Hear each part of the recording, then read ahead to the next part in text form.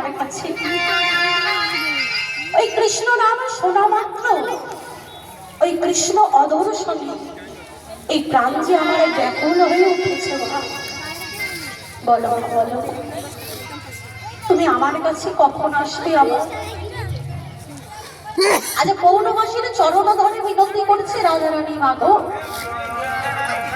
ওই কৃষ্ণ মন্ত্র যখন আমার কর্ণে তুমি অর্পণ করেছ, ওই কৃষ্ণ নাম আমার কর্ণে অর্পণ করা মাত্র আমি যে ওই কৃষ্ণকে আমার হৃদয় আসনে বসিয়েছি, তাকে তো আমি কোনোদিনও চোখে দেখিনি না, কল্পনা করে হৃদয় আসনে বসিয়েছি। আর সেই বদনখানা বারে বারে আমার নয়নের সামনে বসে উঠছে। তাই আমার যে আর কিছুই ভালো লাগছে না মা।